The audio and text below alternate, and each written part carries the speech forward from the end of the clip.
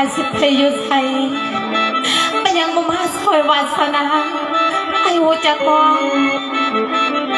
วาสนาบ่อยากแนวเมียนนามาค้านี่จะเคยไหมที่ก็มองกันว้าบ่จากแนวหน้าว่าจากแนวหลังว่าจากแนวมีตีมักลาหวนผู้สาวโบดาบ่อืดบ่อยากไปยังคือบ่นำหาไปยังคือบ่ไปมักสิมักจังไหนมาเลยกระแสงหน้าเนี่ยมากว่าแต่วาสนาบ่ได้มากแม่บ่มากว่าบ่มากวันนี้เบื่อหนาว่ากระสิมากเราก็เป็นผู้เมาไปยังคือบ่หาอาวุธสาวสักหน่อยเล็กน้อยจังสิบ่ค่อยจะได้มากตรงนี้โอ้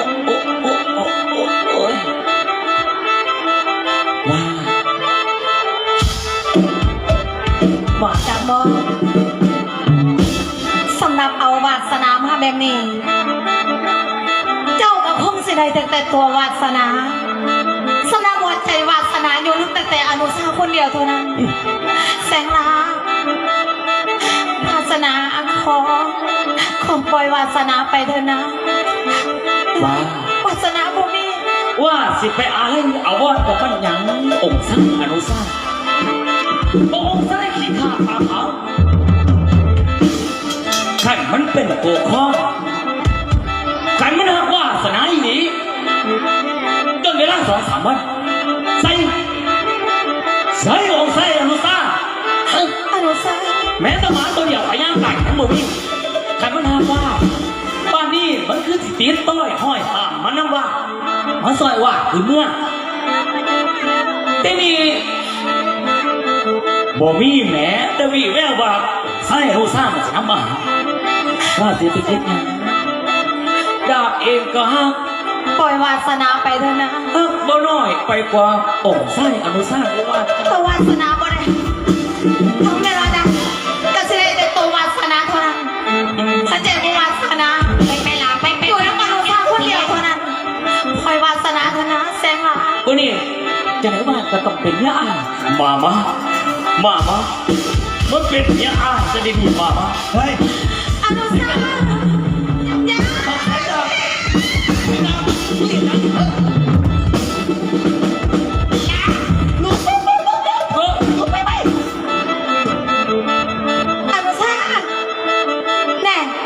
ก็มาเขียวอมทุกคนหนาก็แม่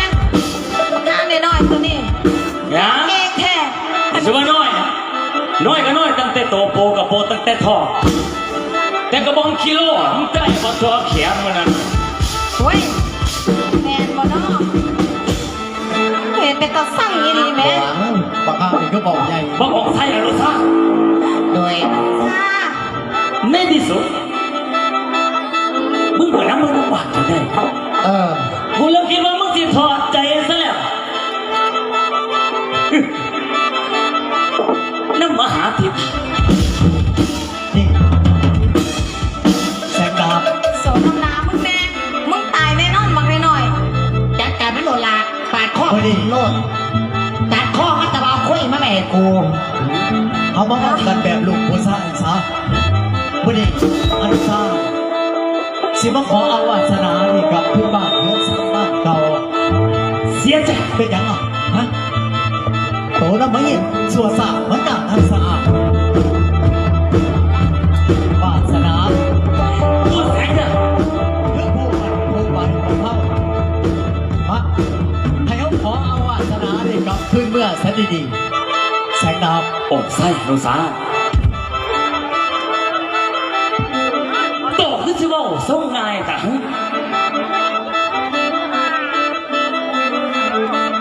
โอ้ยก็ไม่อยู่นี่องค์ไส้อยากได้วาสนาติ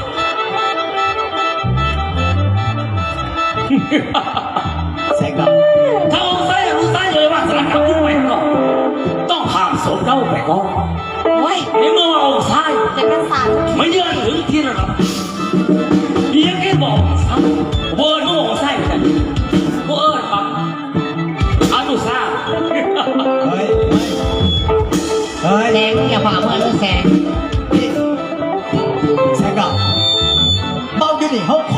บ่มักใช่ว่าเนี่ยฮะ เลิกฮะเลิกเทศยัง เป้าอยู่นี่ต้องการอยากสิมีการสู่หกตบตีกันเกิดขึ้นสิเนี่ยฮะ อนุสาเราว่าเรามาตกลงกันดีบ่ในเมื่อพระเจ้าก็เป็นถึงขั้นอกซ้ายเป็นลูกเจ้าฟ้าพระสัตว์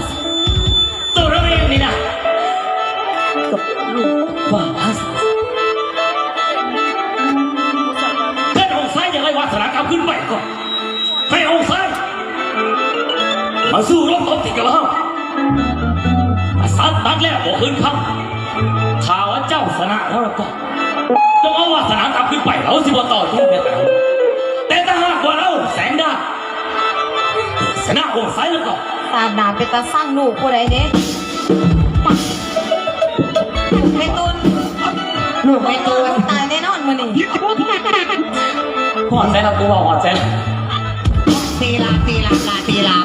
ถ้าเราเกิดชนะองค์ซ้ายองค์ซ้ายต้องกลับบ้านกลับเมืองแล้วก็ต้องมาอยู่ไว้กับเราต่อไปแม่ไม่เราก็วาสนายังมีความสุขเดินนางเดินใช่กันแม่ความมันก็คงสิบอกง่ายเกินไปแต่ว่าเฮ้ยถ้าหากว่ามึงต้องการอยากจะได้วาสนาที่เป็นโคงทองแล้วก็ต้องทำซบกับอนุสาไปก่อนคือกันว่ามาคนจับได้ละในส่วนมาเรียกรับสัตว์เราไม่อยากจะได้เงินภาษีมือของชาติสิ่งที่เราอยากสำเร็จเราเบิกที่ผมกล้ามาสามารถสวยรุ่นนี้ไปก่อนละเบิกตัดข้อมันละตัดข้อมัน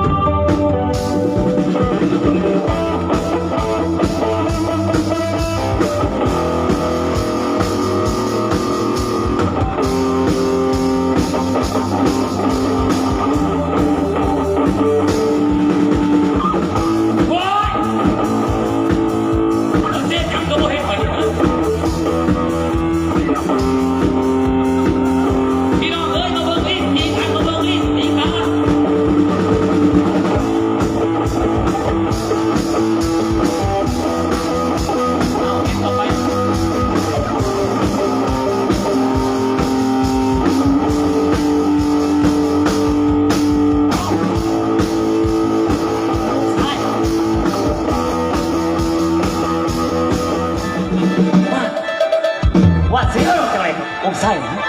องค์ไส้กี่ปล่อยไว้ยับมานี่หลังบัตรอีบัตรคือบอกว่าคือเก่าเดี๋ยวนี้วาสนาหูจังได้ได้ว่าวาสนาสิเลือกไผเอาก็เลือกวาสนาแล้วเนาะอ้าวไม่ว่าคนขีดแห่แบบนี้กำแม่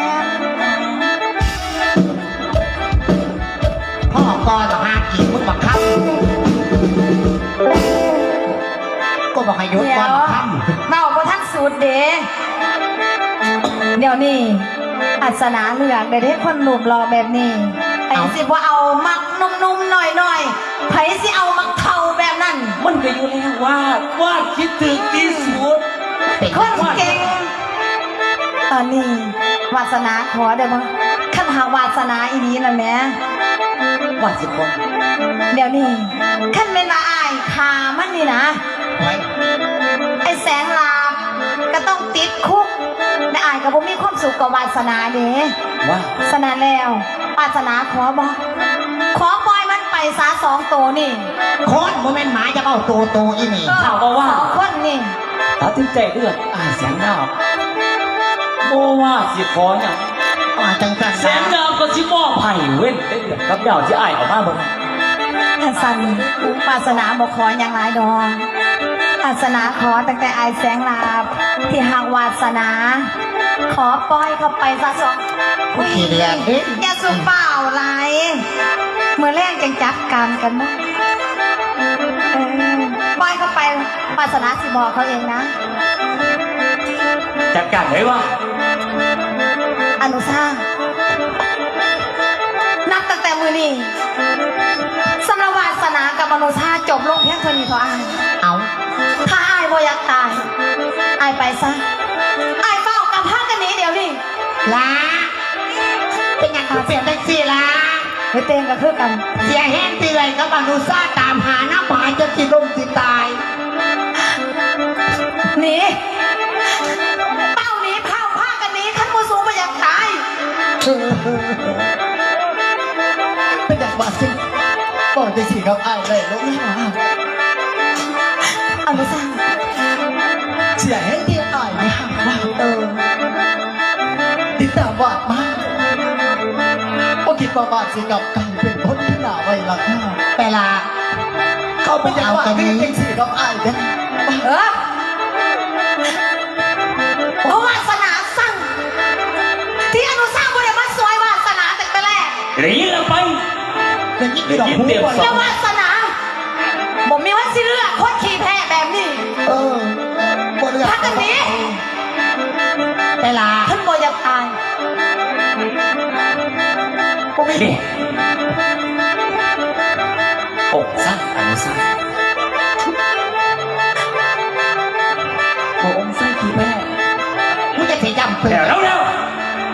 ไม่ต้องทำตามสัญญาได้ยินเต็มสองหูแล้วไปบอกว่าเลือกใครว่าเขาเลือกคนนุ่มนัว แต่ยังหอดแปด ว่าเขาเลือกแสงดาวไปสิมาคนขี่แพ้ด้วยจากมึงไอ้ก็ต้องชนะเลือกคนพิเศษ มึงแต่หน้าตลอดไปหามาหากินมึง เลย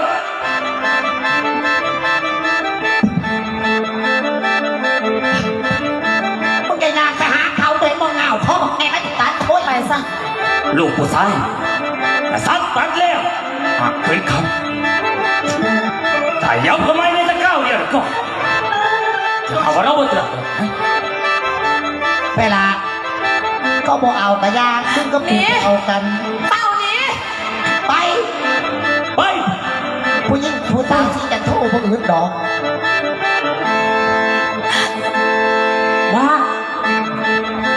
ว่าอิ่มด้วยว่าเสาเก่ง แสงลาบ่ให้วาดยิ้มจังใดวาดกำลังสิได้ผัวซ้ำหน่อยวาดก็ดีใจแล้วเนาะสมหวังแล้วนี่ไอ้ายเดี๋ยวเพื่อจังสี่ เปียกน้ำจังสี่ไผสินอนน้ำล่องย่างขี้ไรก็ไปอาบน้ำ โอ้ยน้ำสิบ้าจะโดนแก้วเปียกเบิ้ล มา มาจางเป็นเสื้อขันวาดบ้างนี่นึงดาบเองนี่นะสิไปอาบน้ำโอ้ยในตะวันก็ยังน้ำฟง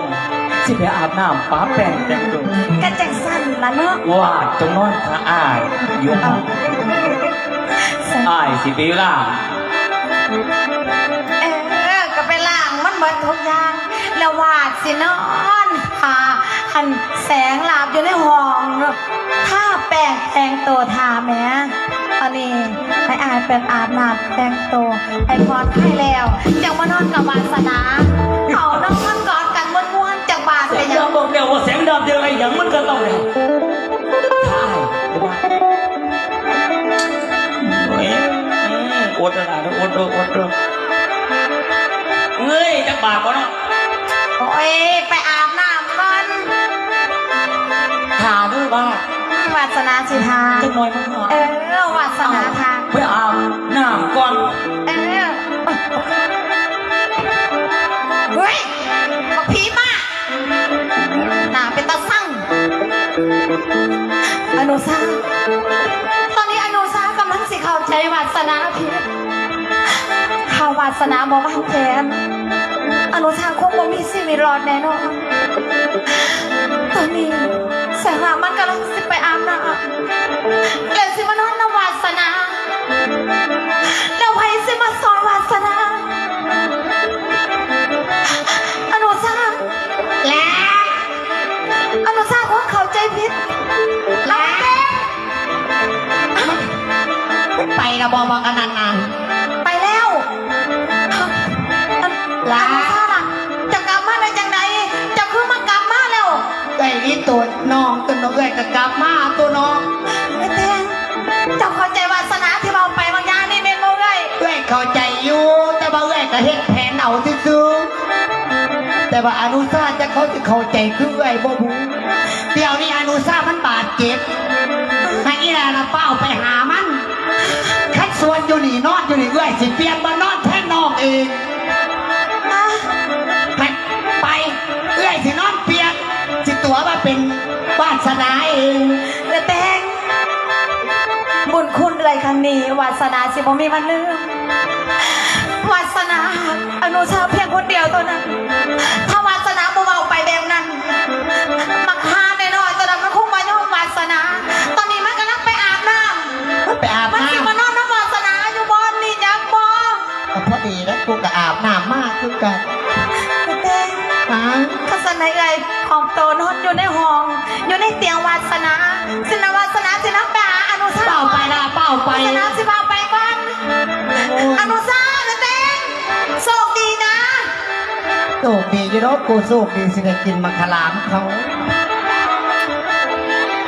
กูคือผิดหรือคือถูกเนาะมานี่ลำเอ้ยกูคือถูกจะบ่ลำ